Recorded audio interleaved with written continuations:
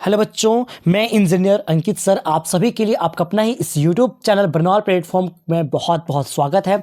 बच्चों, JAC board ने 2025 का मॉडल प्रश्न पत्र को जारी कर दिया है। तो आज हम इसमें देखेंगे हिंदी का क्लास 10 का मॉडल क्वेश्चन पेपर का सॉल्यूशन ऑब्जेक्टिव को करेंगे।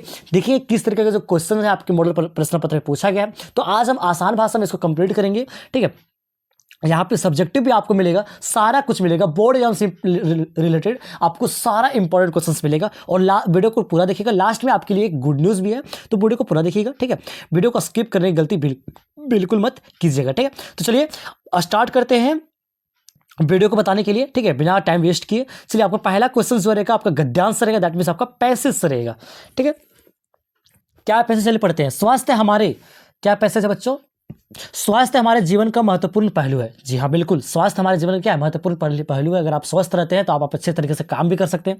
स्वस्थ शरीर में ही स्वस्थ मस्तिष्क का निवास होता है। ठीक है, आप अगर स्वस्थ रहते हैं तो आपके मन में भी पॉजिटिव विचार आएंगे, अच्छे सोचेंगे, है ना, मस्तिष्क भी आपका अच्छा रहेगा, है ना।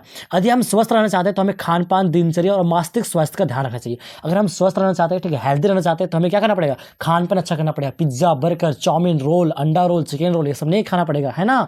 वही है, दिनचर्या, अच्छी दिनचर्या करना पड़ेगा, टाइम से उठना, टाइम से सोना, है ना। मानसिक स्वास्थ्य का ध्यान रखना पड़ेगा, कैसे हमारा मस्तिष्क जो है स्वस्थ रहेगा उसका ध्यान रखना पड़ेगा।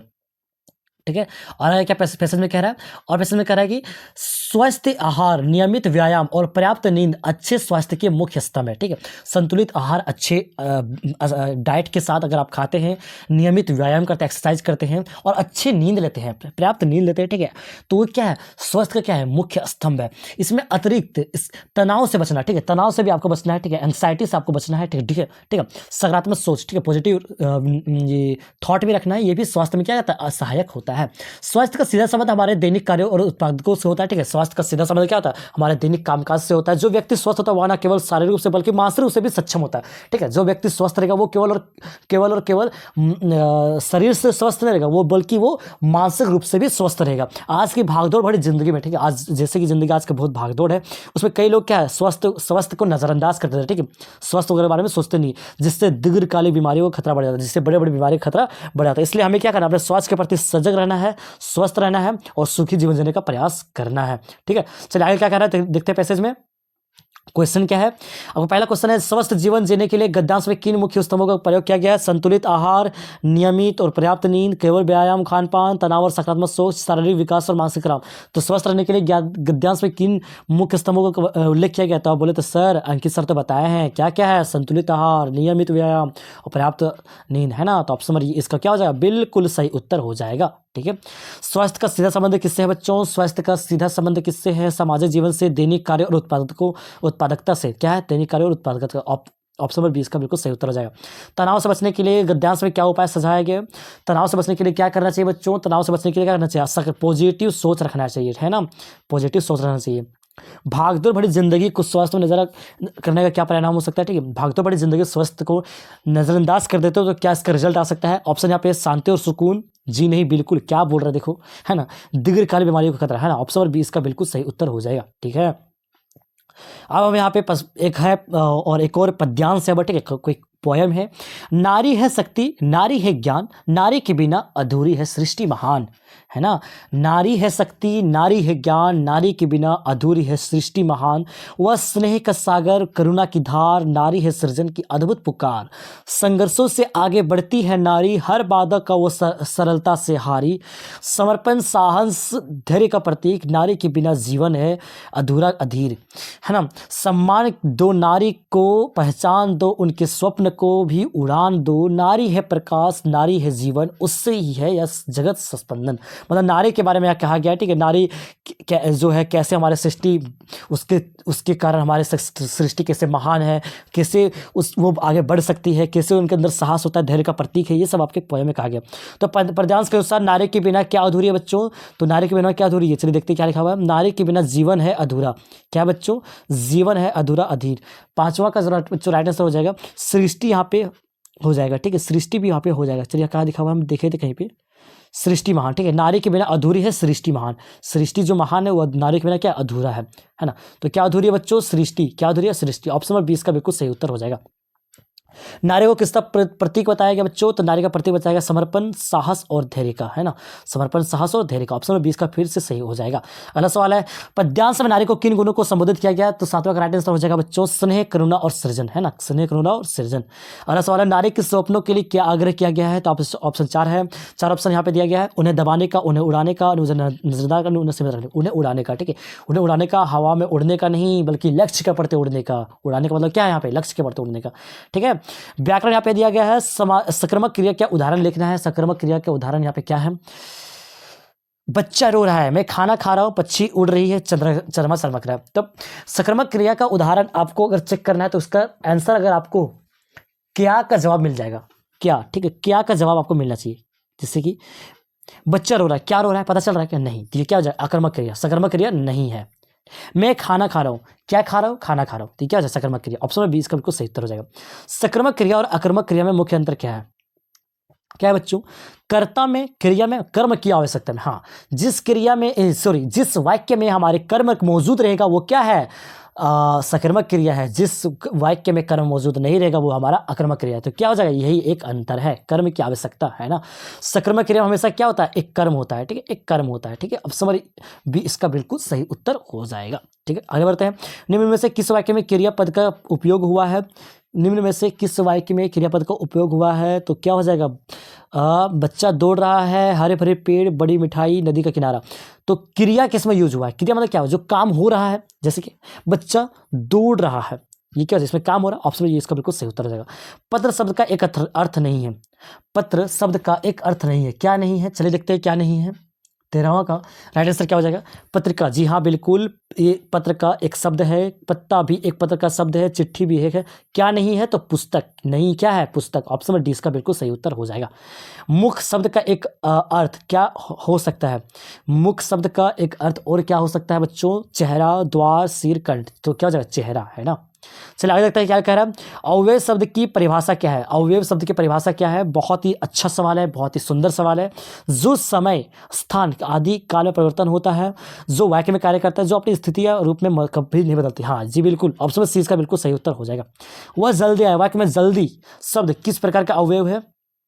वह जल्दी आया, ठीक है, किस प्रकार का अवयव है? क्रिया विशेषण। कैसे आया? मतलब क्रिया का वो क्या कर रहा है? विशेषता बता रहा है, तो क्या हो जाएगा? क्रिया विशेषण अवयव हो जाएगा, ठीक है। राजमहल किस प्रकार का समास है? तो बच्चों राजमहल किस प्रकार का समास है? तो तत्पुरुष समास है। किस प्रकार का समास है? तत्पुरुष समास है।